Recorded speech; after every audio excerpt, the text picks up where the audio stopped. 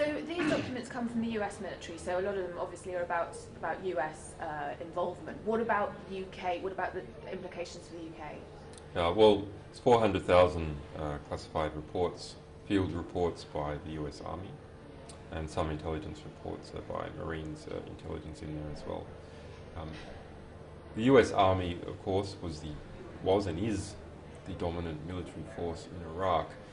Presence is everywhere, so it intersects with the operations of the CIA, intersects with the operations of US Special Forces, intersects with the operations of the UK military and other coalition partners, intersects with Iraqi police and so on. But it is not reports by those other groups, they are reports through the eyes of the US Army. And what have we learned that's new from these documents, or is it just the sheer scale that we're talking about? Well, when you increase the scale of something, it does become new. So we have learnt that we have counted now 122,000 civilian casualties in the war. This material has revealed 15,000 previously unreported, undocumented civilian casualties. That's an extraordinary number of people to have never have been spoken about before. That's the equivalent to 5 9/11s.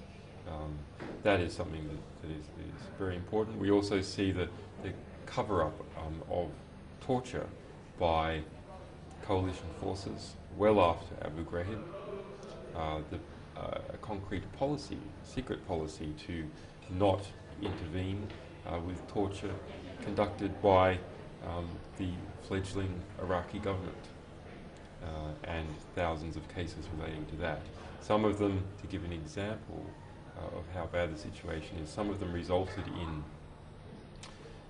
detainees in the custody of the Iraqi government deliberately confessing to being terrorists in order to get transferred into US custody where the conditions were better. So if you think about it, this is, you're detained by the Iraqi police and you stand up and say, I am Osama bin Laden, equivalent, in order to be treated better. That's how severe the conditions were. Flagrant violations of the rules of law, such as the deliberate slaying of people in the act of surrender.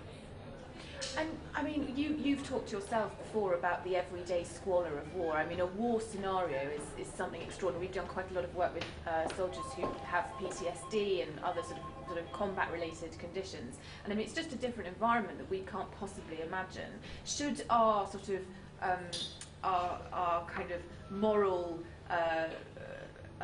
opinions be applied to that scenario?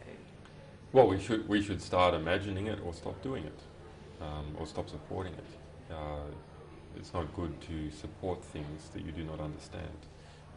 And this is the most accurate description of a war that has ever been released into the historic record. There is nothing comparable. It is the details of the deaths of 109,000 people, the wounding of some 170,000 people, the detainment of nearly 200,000 people during a course of 6 years. And of course that is only about half the military action that went on during that period, because it's only the US view on things. But even so, extraordinary. We see that there's nearly no street corner in Baghdad that didn't have a body found that had been killed through violence in one form or another.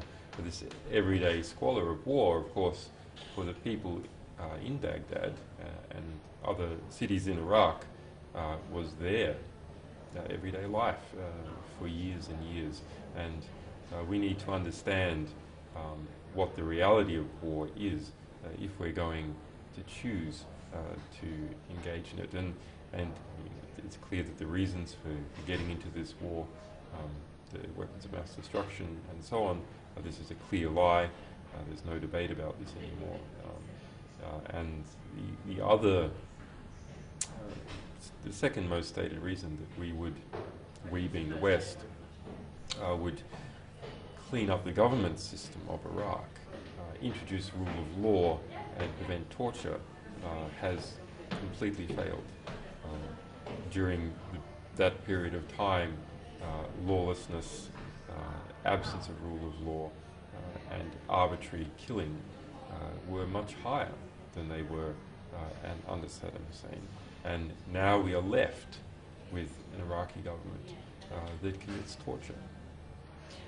Last question. The Pentagon put their PR machine into operation after you released the Afghan war diaries. What are you expecting from them this time round? Well, we expect a similar sort of counterattack.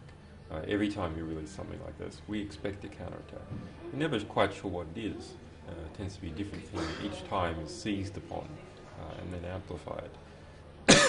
Last time it was names appearing in the material, which the Pentagon managed to successfully fool the press into believing was going to be a great big assassination list for the Taliban.